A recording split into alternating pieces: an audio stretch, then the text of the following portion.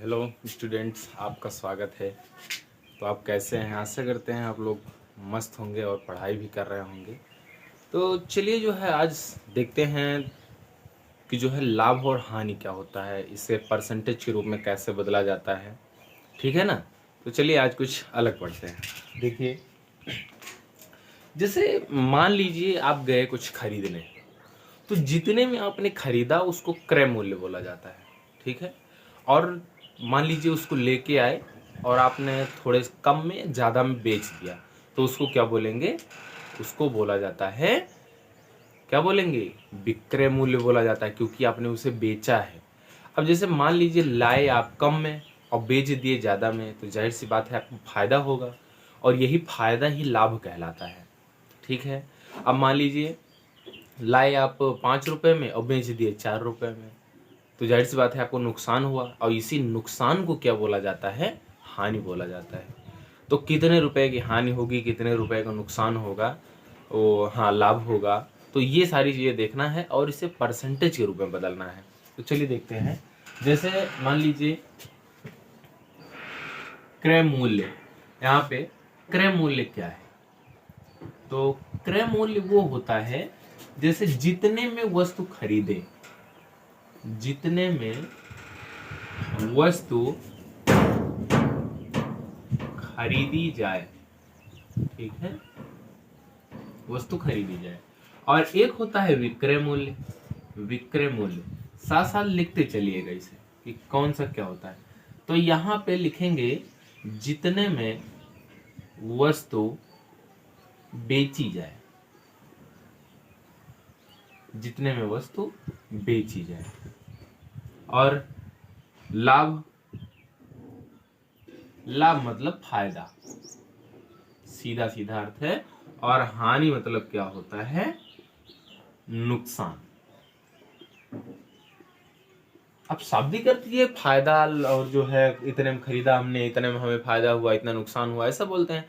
लेकिन जब भी इनसे संबंधित जो है क्वेश्चन को सॉल्व किया जाता है, तो क्या करते हैं, इनको क्रय विक्रय मूल्य लाभ हानि शुद्ध मतलब एक शब्द में लिख दिया जाता है। अब देखिए, ये बताइए कि आपको लाभ कब होगा? आपको लाभ तब होगा कि जैसे आप खरीद के लाए 10 रुपए में और बेच दिए 12 रुपए में। तो जाहिर सी बात है 10 का लाए और 12 का बेच दिए, तो 12 में से 10 घटाओगे तो कितना मिला? 2 मिला, यानी 2 रुपए का लाभ हुआ। तो 12 क्या था? विक्रय मूल्य ना। तो लाभ तब होगा, इसका सूत्र बनाना है हमें। देखिए, विक्रय मूल्य और माइनस में क्रय मूल्य। तो विक्रय मूल्य में से अगर क्रय मूल्य को घटा दिया जाए तो वो किसका फार्मूला बन जाता है? वो लाभ निकल के आता है। अब यहाँ पे हमें हानि निकालना है। हानि कब होगी? जब खरीदे में कुछ रुपए में और बेचे कम में, ठीक है, तब हानि होगी। तो क्रय, वहां पे क्रय मूल्य बड़ा होगा ना, तो इस वजह से ये हो जाएगा क्रय मूल्य में से जब विक्रय मूल्य को घटाएंगे, विक्रय मूल्य, तो क्या होगा? आपको हानि मिल जाएगी कि कितने रुपए की आपको हानि हुई है। ये दो फार्मूले निकल के आते हैं। लेकिन हर एक पॉइंट जब भी बात करो, जैसे अंक प्राप्त करते हैं आप परीक्षा में, तो आपसे यही पूछा जाता है कितने परसेंट पाया हो। तो वही लाभ और हानि भी निकाला जाता है, कितने परसेंट का हमें लाभ हुआ, कितने परसेंट की हानि हुई। ठीक है ना? अब मान लीजिए इतने में आप खरीदे हैं, हाँ भैया कि 100 रुपए में मुझे इतने रुपए की हानि हो गई, इतने रुपए का लाभ हो गया।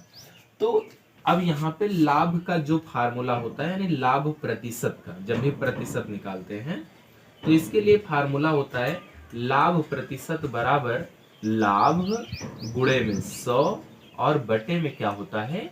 ये क्रय मूल्य होता है, क्रय मूल्य। और जो हानि प्रतिशत का फार्मूला होता है वो है हानि प्रतिशत।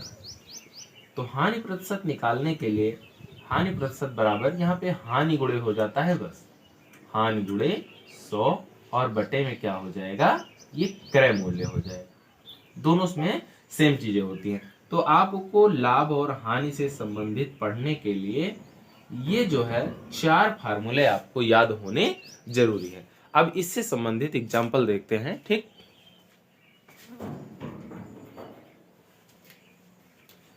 अब आपने इसे अगर नोट कर लिया है तो अब चलिए आगे देखते हैं क्वेश्चन को। यहाँ पे इसको इरेज करते हैं। अब देखिए, मान लीजिए आप कुछ खरीद कर लाए 500 रुपए का। अब अगर 500 रुपए का खरीद के लाए तो उसे खरीदे गई चीज को क्या बोलेंगे, क्रय मूल्य कितना है उसका, ठीक। और उसको ला करके आपने बेच दिया, ठीक, तो विक्रय मूल्य, अब मान लीजिए उसको आपने 600 रुपए में बेच दिया, ठीक है। तो अब आपको देख के ही पता लग रहा होगा कि इसमें लाभ होगा या हानि होगी। भाई खरीद के लाए 500 में, बेचे 600 में, तो हमें लाभ होगा, जाहिर सी बात है। तो इसमें निकालो लाभ। तो लाभ बराबर कितना हो जाएगा, लाभ बराबर, अभी फार्मूला पढ़े थे, बड़े में से वैसे भी छोटा घटाएंगे तो ये क्या हो जाएगा, विक्रय मूल्य और माइनस में क्रय मूल्य हो जाएगा। विक्रय मूल्य कितना है, 600 रुपए है, और क्रय मूल्य कितना है, 500 रुपए है। 600 में से अगर 500 घटा देंगे तो कितना आएगा, 100 रुपए आएगा। यानी 100 रुपए का आपको फायदा हुआ। अब कितने प्रतिशत का फायदा हुआ ये निकालना है। तो अभी अभी आपने लाभ निकाला, अब लाभ प्रतिशत निकालते हैं। तो लाभ प्रतिशत बराबर होता है, अभी फार्मूला आपने लिखा था कि लाभ गुणे 100 और बटे में क्रय मूल्य। अब यहाँ पे लाभ कितने रुपए का हुआ है, आपको 100 रुपए का लाभ हुआ है, मल्टीप्लाई कितना हो जाएगा, ये 100 होता ही है यहाँ पे, और बटे में क्रय मूल्य, क्रय मूल्य कितना है, 500 रुपए है, तो यहाँ रख देंगे 500। अब यहाँ एक जीरो से एक जीरो कटा, एक जीरो से एक जीरो कटा, अगर 5 से काटेंगे 5 एक कम 5, और यहाँ 5 दूना 10 जीरो, तो ऊपर बचा 20, नीचे बचा 1, नीचे लिखें या ना लिखें, तो ये आंसर कितना आ गया, 20%। यानी लाभ प्रतिशत कितना है, वो 20 है। इसके कहने का मतलब ये हुआ कि अगर आपको लाभ हो रहा है तो इसका मतलब ये है कि 100 रुपए में से आपने 20 रुपए का लाभ प्राप्त किया हुआ है, ठीक है ना। तो ये रहा एक क्वेश्चन। अब जो है स्क्रीनशॉट आप ले लीजिएगा। अब यहाँ पे हम एक हानि का क्वेश्चन देखते हैं कि हानि कैसे निकालेंगे। हानि वाला क्वेश्चन लेते हैं और उसको लगाते हैं। अब देखिए, मान लीजिए कि आप कोई वस्तु खरीद के लाए और खरीदे कितने में, यानी क्रय मूल्य उसका था 300 रुपए, 3 नहीं आप 4 कर लो, 400 रुपए, और उसका विक्रय मूल्य कितना है, उसका विक्रय मूल्य है 300 रुपए। अब जाहिर सी बात है आपको नुकसान होने वाला है, क्यों ना। अब देखिए यहाँ पे खरीदे 400 में, बेच दे 300 में, तो तुरंत आपको हानि हो जाएगी। 100 रुपए की देख रहे हैं ना। तो यहाँ पे आपको सिस्टमेटिक ढंग से फार्मूला यूज करके निकालना होगा। तो हानि की फार्मूला अभी हमने बताया था, क्रय माइनस विक्रय होता है। तो क्रय मूल्य और माइनस में विक्रय मूल्य। अब यहाँ पे क्रय मूल्य कितना है, 400 है, और माइनस में विक्रय मूल्य कितना है, 300 है। घटा देंगे तो क्या बचेगा, 100 रुपए बचेगा, ठीक। अब आपको हानि प्रतिशत निकालना होगा। तो हानि प्रतिशत निकालने के लिए हानि प्रतिशत बराबर में क्या होता है, ये होता है हानि गुणे 100 और बटे में क्रय मूल्य।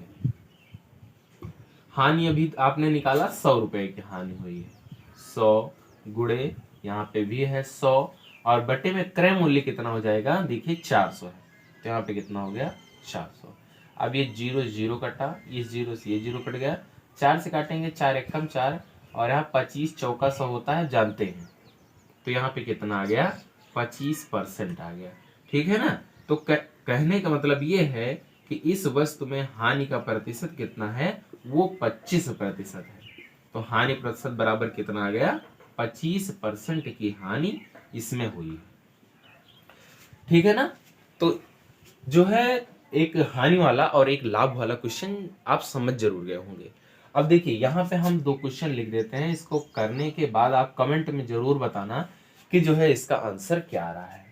देखिए क्वेश्चन पहला ये है कि क्रय मूल्य, किसी वस्तु का क्रय मूल्य कितने रुपए है, 10 रुपए, और विक्रय मूल्य कितना है, विक्रय मूल्य है 8 रुपए।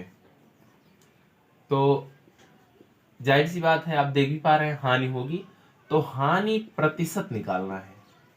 तो हानि प्रतिशत कितना होगा ये आपको निकालना है। अब जब तक हानि नहीं निकालेंगे तब तक हम हानि प्रतिशत नहीं निकाल सकते हैं, क्योंकि पहले देख रहे हो यहाँ पे हानि प्रतिशत निकालने के लिए हानि पहले निकालनी पड़ी है।